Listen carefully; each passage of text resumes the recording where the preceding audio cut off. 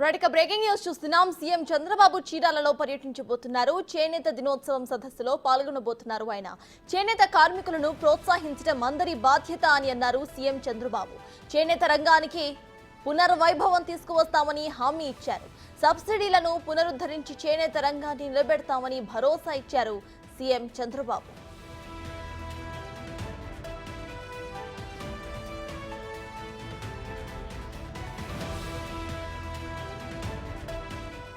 CM Chandrababu పర్యటన నేపథ్యంలో చేనేత కార్మికులు ఏమంటున్నారో మరింత సమాచారాన్ని మా ప్రతినిధి జయరామ్ అందిస్తారు. జాతీయ చేనేత దినోత్సవం సందర్భంగా సీఎం చంద్రబాబు నాయుడు బాపట్ల జిల్లా చీరాలకు రాబోతున్నారు. ఈ నేపథ్యంలో అసలు ఇక్కడ ఎటువంటి సమస్యలు ఉన్నాయి ఏంటి అనేది కూడా ఒకసారి మనతో మాట్లాడడానికి చేనేత కార్మికులు ఉన్నారు. ఒకసారి మాట్లాడదాం. సార్ చెప్పండి సార్, మీరు ప్రధానంగా ఎటువంటి ఇబ్బందులు పడుతున్నారు ఏంటి? దేశంలో వ్యవసాయం, చేనేత ప్రధానమైనది. వ్యవసాయం, రెండు చేనేత.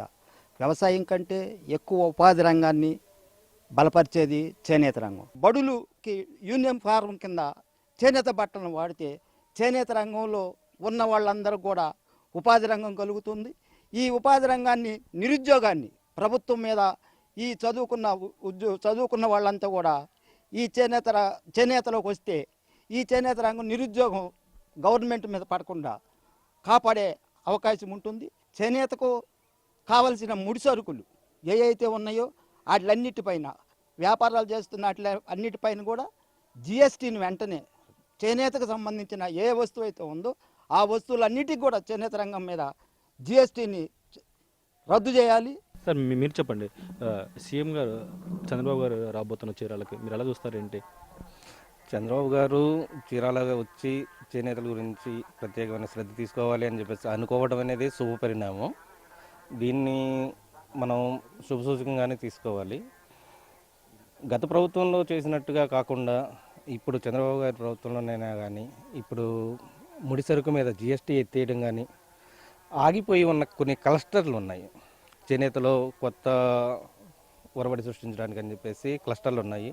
ఆ క్లస్టర్లని పునరుజ్జీవనం చేసి వాటిని తిరిగి ప్రారంభించి వాటి ద్వారా చేనేతలో కొత్త మార్పులు తీసుకురావడానికి కృషి చేస్తారు అని చెప్పేసి భావిస్తున్నాను. సార్ మీరు చెప్పండి, మీ యొక్క డిమాండ్స్ ఏంటి, ఏం చెప్తారు? గత గవర్నమెంట్ ఎలాగా చేయలేకపోయింది. అంతా మోసగారి గవర్నమెంట్.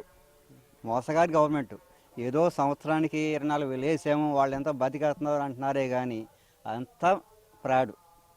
వేస్తే వేసి ఉండొచ్చు కానీ జీవనోపాధి మాత్రం లేదు. ఆ రోజునున్న మొగ్గాలకి ఈ రోజు మన జగన్ గారు ఇప్పుడు వెళ్ళిన తర్వాత ఉన్న మొగ్గాలకి చాలా తేడా ఉంది. ఆయన వచ్చారు, వేలలో 100లోకి వచ్చినాయి. మరి ఇప్పుడు మన సీఎం ముఖ్యమంత్రి గారు వస్తున్నారు. ఆయన చేనేతకి ఏదైనా జీవనోపాధి కల్పించి అంటే జిఎస్టీ రంగులు, రసాయనాలు, జరీ, సిల్కు మాకు ముఖ్యమైన ముఖ్యమైన వస్తువులు కనుక వాటి మీద జిఎస్టీ తొలగించి మా వృత్తికి జీవనోపాధి కల్పించి మాకు ఊపిరి పోస్తారేమో అని ఆశతో ఎదురు చూస్తున్నాం మా సీఎం గారు వంక. జగన్ గారు ఇచ్చిన 24,000 మాకు అవసరం లేదు. ఇప్పుడు సీఎం గారు ఇస్తా అని కూడా మాకు ఏమీ హామీ చేయలేదు. అందుకు చాలా సంతోషంగా ఫీల్ అవుతున్నాను. ఇంకొకటి ఏంటి అంటే నిత్యావసరాల ధరలు తగ్గించుకుని ఈ చేనేత వృత్తిని ఇంకొంచెం డెవలప్మెంట్ చేస్తే చాలా చాలా బాగుంటుంది అనేది నా ఫీలింగ్. ఇంకొకటి ఏంటి అంటే ఆప్కో వాళ్ళు వస్త్రాలు కొనుగోలు చేయాలని కోరుకుంటున్నాను. చేనేత పార్క్ అనేది కావాలని కోరుకుంటున్నాను.